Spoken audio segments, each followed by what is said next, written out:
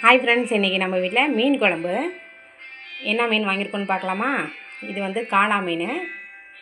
இது வந்து வெள்ளா மீன், வெள்ளாம்பொடி அப்படின்னு சொல்லுவாங்க எங்கள் சைட்லாம். ரெண்டுமே கடல் மீன் தான்.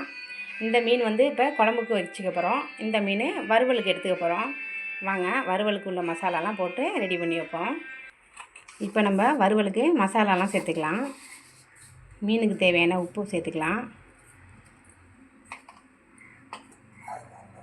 அடுத்து மிளகாத்தூள் 1 ஸ்பூன் சேர்த்துக்கலாம். உங்களுக்கு காரம் தேவைன்னா நீங்கள் கூடுதலாக சேர்த்துக்கலாம். அடுத்து மஞ்சள்தூள் 1 ஸ்பூன் சேர்த்துக்கலாம்.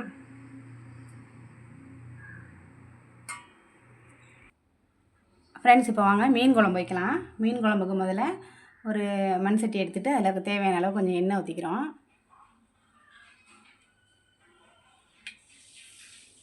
எண்ணெய் நல்லா சூடானோன்னா இப்போ நம்ம வெந்தயத்தை போட்டுக்க போகிறோம்.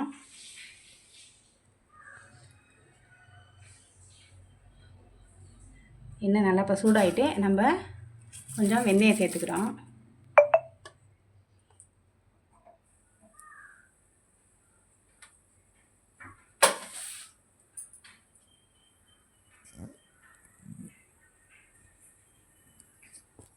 வெந்தயம் வெடிக்கட்டும். இப்போ பக்கத்துலேயே நம்ம வந்து மீன் வறுவலுக்கும் எண்ணெய் சட்டி எடுத்து அதில் எண்ணெய் கொஞ்சம் சேர்த்துருக்கேன். மீன் பொரிக்கிறதுக்கு தேவையான எண்ணெயை சேர்த்துக்கிறேன்.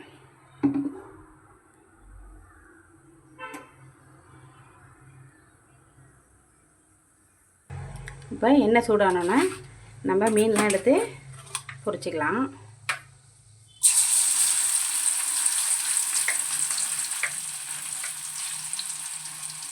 நம்ம வந்து மீன் உடையாமல் இருக்கிறதுக்கு நம்ம கொஞ்சம் மீன் பெசரி வைக்கிறப்பே கொஞ்சம் லெமனை புழிஞ்சு விட்டோன்னா மீன் வந்து உடையாமல் நல்லா சேஃபாக வந்துடும். இப்போது இதில் நம்ம வெங்காயம் தக்காளியெல்லாம் சேர்த்துக்க போகிறோம்.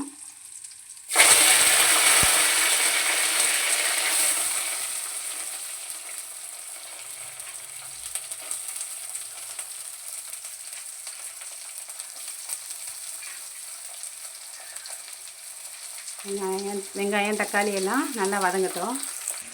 இப்போது வெங்காயம் நல்லா வதங்கி வந்துடுச்சு. இப்போ நான் என்ன சேர்த்துக்க போகிறேன்னு சொன்னால் கொஞ்சம் மஞ்சள்தூள், 1 ஸ்பூன் மிளகாத்தூள். காரத்துக்கு வேணும்னா, உங்களுக்கு காரம் வேண்டாம்னா இப்போ வீட்டிலே அரைச்சி வச்சுருக்க குழம்பு மிளகாத்தூளை மட்டும் போட்டால் போதும்.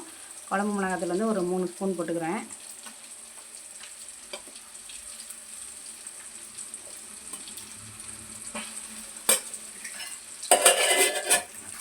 இந்த மிளகாத்தூள் போட்டோன்னே கொஞ்ச நாளைக்கு சிம்மில் வச்சு வதக்கி விடுங்க. அப்புறம் நம்ம புளி எடுத்து வச்சுருக்கிறது, உப்பு அதெல்லாம் சேர்த்துக்கலாம். இப்போ நம்ம எடுத்து வச்சுருக்க புளியை சேர்த்துக்கலாம். இதுலேயே நான் குழம்புக்கு தேவையான உப்பையும் சேர்த்தாச்சு. இப்போ நல்லா கொதிக்கட்டும், மூடி விடுங்க. இப்போது மீன் நல்லா பொரிஞ்சு வந்துருச்சு, நம்ம அதை எடுத்துக்கலாம்.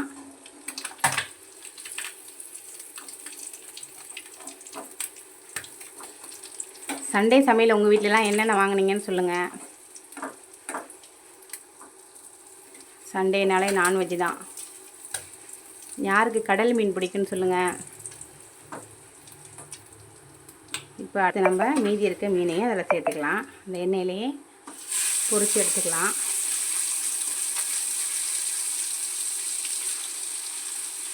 நாங்கள் கடலோரத்தில் இருக்கவாசி எங்களுக்கு கடல் சார்ந்த மீன், நண்டு, இறால் எல்லாம் கிடைக்கும். இது கொஞ்ச நாளைக்கு வேகட்டும், பொரிஞ்சு வந்தோன்னா எடுத்துக்கலாம். இந்த பக்கத்துலேயே மீன் குழம்பு கொதிச்சிட்ருக்கு, ரெடி ஆகட்டும். குழம்பு நல்லா கொதி வந்துடுச்சு. இப்போ நம்ம வந்து அரைச்சி வச்சுருக்க தேங்காவை சேர்த்துக்கலாம். நான் தேங்காவோட என்னென்ன அரைச்சி சேர்த்துக்கிட்டேன்னா, ஒரு தக்காளி, கொஞ்சம் சோம்பு எல்லாம் சேர்த்து அரைச்சி வச்சுருக்கேன். நம்ம அரைச்சிருக்க தேங்காவை இதில் சேர்த்துக்கலாம் குழம்புல. நல்லா குழம்பு கொதி வரட்டும். வந்தோடனே மீன் சேர்த்துக்கிட்டு மீன் வெந்துடுச்சுன்னா குழம்பு ரெடி. இந்த பாருங்கள், மாங்காய் போட்டிருக்கேன். மீன் குழம்புனாலே மாங்காய் தான் ரொம்ப முக்கியம், செம்ம டேஸ்ட்டாக இருக்கும். மாங்காய் தேங்காய்லாம் நல்லா கொதி வரட்டும், சேர்த்துனாலே மூடி வைப்போம். இப்போது குழம்பு நல்லா கொதிச்சு வந்துருச்சு, மாங்காய்லாம் வெந்துருச்சு. நம்ம இப்போ சுத்தம் பண்ணி வச்சுருக்க மீன் இதோட சேர்த்துக்கலாம். குழம்பு நல்லா கொதிச்சாதான் மீன் அதுக்கப்புறம் தான் போடணும். ஏன்னா வந்து கடல் மீன் வந்து சீக்கிரம் வெந்துடும். அதனால் ரொம்ப நாளி போட்டு வேக வைக்க வேண்டியதில்லை. ஒரு கொதி வந்தோன்னா ஆஃப் பண்ணிட வேண்டியதான்.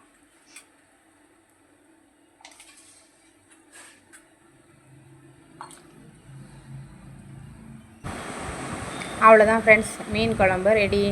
சுட சுட சாதம் வடித்து சாப்பிடுங்க. பாய்.